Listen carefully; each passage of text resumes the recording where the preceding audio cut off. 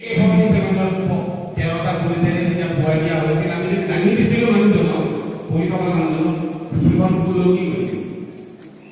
নাছিল পৃথিবীখন এপিলে ঘুমাই এই গোটেই পৃথিবীখনগুলো কি হয়েছে অপরাধ কি আছে মেট্রিকত প্রস্থান করেছে হায়ার সেকেন্ডারি প্রস্থান করেছে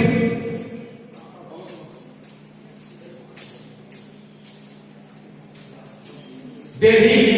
school of economics of gold medal করেছে স্টক এক্সচেঞ্জৰ মহাপ্ৰবন্ধকৰ চাকৰি কৰিছিল চাকৰি কৰিবলৈ গৈছিল 1992-93 চনত তেতিয়া 25,000 টকা দৰমহা আছিল তেতিয়াৰ 25,000 টকা আজি হিচাপটো কৰকচোন কিমান হাজাৰ কিমান লাখ হ'ব তেতিয়াৰ 25,000 টকা দৰমহাৰ তেওঁ চাকৰি এৰি থৈ গুচি আহিছে দুটা প্ৰবন্ধ লিখিছিল প্ৰথমটো প্ৰবন্ধ আছিল অসুস্থ মানসিকতাই নতুন চাম প্ৰান্তিকৰ পাতত আজিও এই প্ৰবন্ধটো আজিও মাইলৰ সুতি অসুস্থ মানসিকতাই নতুন চাম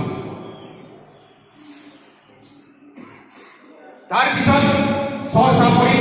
অভিবাসী অসমীয়াৰ ওপৰত লিখিছিল এইজন পৰাগ কুমাৰ দাস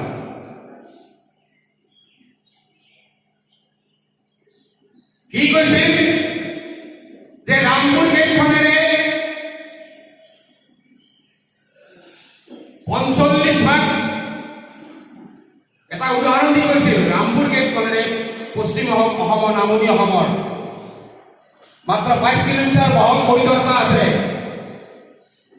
ভাৰতৰ লগত আমাৰ মাত্ৰ 22 কিলোমিটাৰ বহল কৰিডৰ এটা আছে সেই কৰিডৰটোৰ নাম চিকেন স্নেক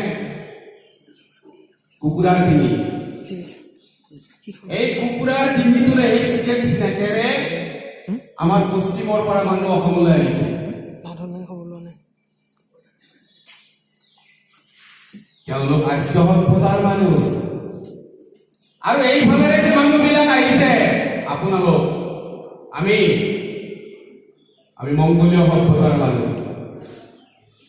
ইতিহাস এইবোৰ ইতিহাস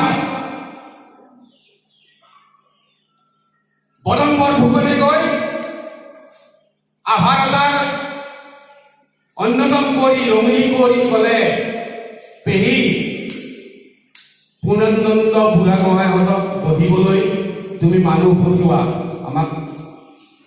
মান খানা দিয়া 1817,